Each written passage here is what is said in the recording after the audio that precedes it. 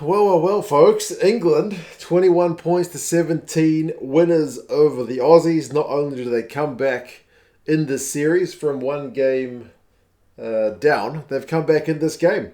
Down from 10 points to 3 down to take it 21 points to 17. We'll go through some key events, some stats, and then I'm going to go to bed because it's after midnight here, and there's more rugby on tomorrow in my time. Interestingly, I don't like the SCG as a rugby ground because I don't think the pitch handles the game that well.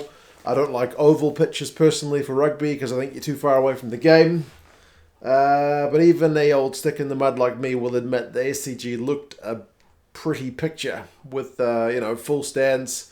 And international rugby being played on it. It did look pretty good. I will still admit that. But what we saw from the kickers initially wasn't the best. Lolesio missed a penalty.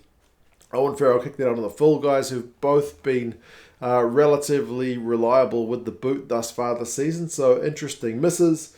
James Slipper looked to take a little bit of a stinger early, which I thought initially might be some head contact with Courtney Lawes' hip, but he ended up staying on initially anyway.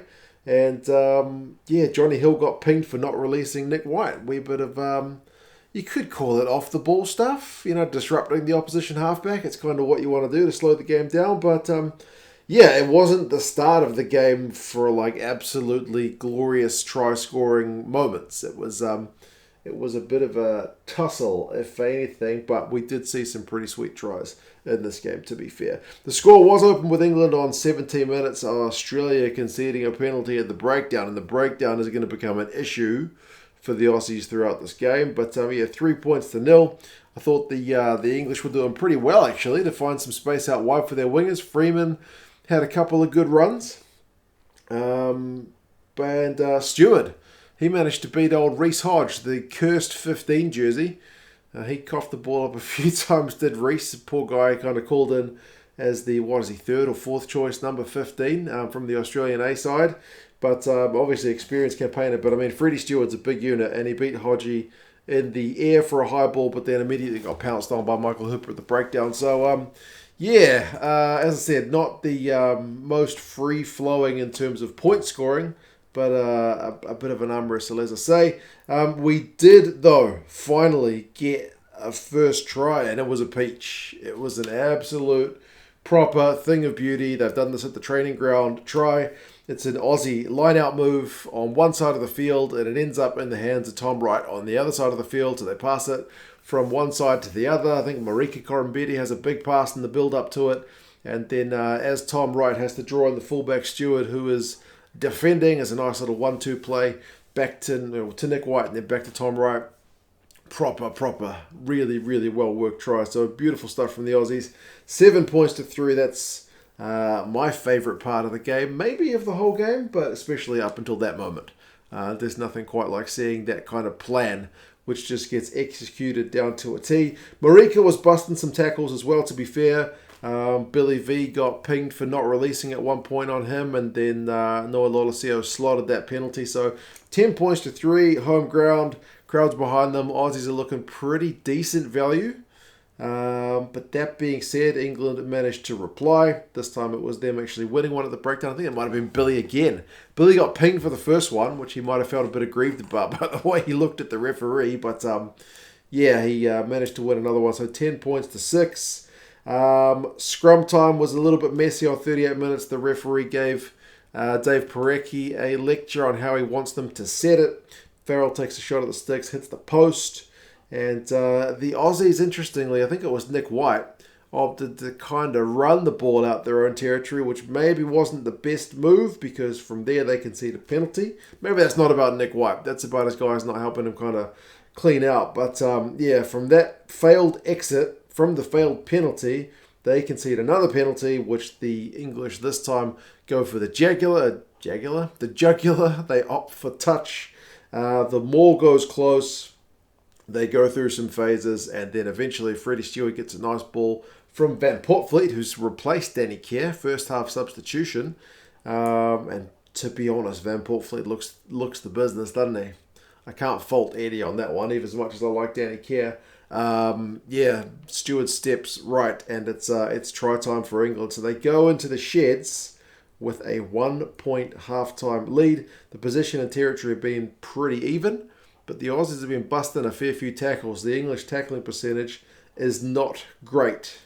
However, in the second half, it proves to be pretty formidable. Second half, the breakdown again for the Aussies is causing some problems. They concede another penalty, and England are absolutely controlling the territory with their kicking game. I looked at the stats online, and it was like 84% English territory in the initial part of that second half. They were absolutely bossing the game. Smith put Chesham through into a nice gap, and he's kind of slowly been, I think, getting better. I think this is the best game we saw from Marcus Smith on the tour. I mean, not just because he scores a nice intercept try, but he was just looking a bit more confident, wasn't he? But yeah, he puts Chesham into a gap. Chesham gets tackled, but then goes again without releasing, so he concedes a penalty. But then Aussies will be burning with this one, man, given the scoreline. From that penalty, which they won, that's how they concede 7 points to the Smith try by mucking up their line out. It's just basic turnover ball stuff. And Marcus Smith is no slouch. He runs a good 50 metres, and they can't catch him when he's the first guy to pounce on it and just runs. Pretty solid conversion as well from Farrell. Not as hard as kick of the night, but he pounces and he's gone, man. Marcus Smith. So suddenly, England's lead is looking pretty comfortable at 21-10. Alaalatoa's come on and he knocks the ball on. The game is slowly, I think, getting away from the Aussies. They go 12 phases, the Aussies, attacking the English D. They can't break it down. Samu goes into touch. It's a bit of a defensive masterclass from the English. Eventually, though, they did finally get broken on 65. Folau Fainga'a managed to kind of burrow over. But it was hard work. It was really, really, hard going for the Aussie boys. But 21-17, still game on. But as you can see, that's the final score. And that was with a quarter of an hour to go. The Aussies didn't not have chances. By which I mean, I don't know why I said that in a double negative. They had chances.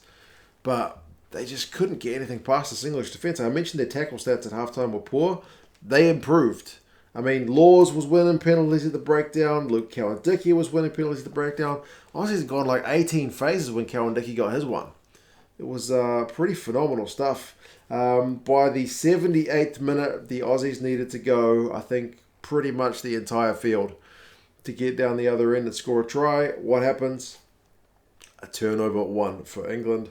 England, they even go close to a try themselves. They get held up with 15 seconds to go before the Aussies have got a goal line dropout. At Vunivalu who's just come on, manages to win it in the air, but then it's a maul, which ends in a scrum to be set, but there's no time for the scrum. The game is over, and the series plus this game, or this game plus the series, goes England's way, man. So quite the turnaround after a disappointing first week for the English. I know the Aussie injury count has been horrendous. So, I mean, also England, they've lost guys like Underhill, Curry, Itoja, some pretty big names. But yeah, England, just too good coming back in the series. Run meters finished 483 to 325. So the Aussies dominate that area. They got 60% possession, but the English have got 53% territory. So they managed to kind of sneak that one. But I mentioned the tackling percentage. The Aussies dropped to 79%, which is Super Rugby levels, aka not that great. Even Super Rugby levels are higher than 79. They only made 65 tackles. The English made 153 at 84%. So the second half, they must have been well into the high 80s or low 90s because they were in the 70s in that first half of the English. So really good defensive shift in that second half. Clean breaks finished 4 apiece. Turnovers conceded 12-7. The Aussies coughed up more pill. You got to give credit to the English boys at the breakdown for really getting in there and winning some of that ball. Individuals, Tom Wright, 107 metres, 2 clean breaks, 5 defenders beaten. Not bad. Pretty good on attack, but he did get pretty badly stepped by Freddie Steward for that try. Hooper, 11 from 11 tackles. The next Wallaby makes 7. Kind of gives you an indication about the impact that guy has on the team. Remember, the team only made 65, so Hooper having 11 is pretty crazy. Steward, 55 metres, beats a couple of defenders, gets a try. High ball work, good as usual. Freeman, 73 metres, 2 clean breaks, 2 defenders beaten. Laws, 15 from 16 tackles. Billy V, 14 from 15 tackles. Yep, not that much flashy stuff in this game, but a proper test match that went down to the wire. Either side could have won it, but I'm seriously saying it's the English defensive shift in that second half, which probably took the game away from the Wallabies. Plus the Wallabies, from their point of view, conceding a pretty soft try with some coughed up ball at line-out time. Gift Smith, I mean, you can't say gifts him 5 or 7 points, but I mean, he still had to work for it. But yeah, turnover ball from set piece. It's not one they'll be looking back with much glee when they do the review. But yeah, man, congratulations, England. It is 12:20. I need to go to bed. You guys take care of yourselves. If you want England rugby gear to celebrate the win, link down in the description. Summer sale is on for England's rugby store. Grab yourself some gear, especially if it's end of season. It's probably the best time to be getting it. But anyway, you guys take care, and yeah, I'll talk to you guys again soon. See you later.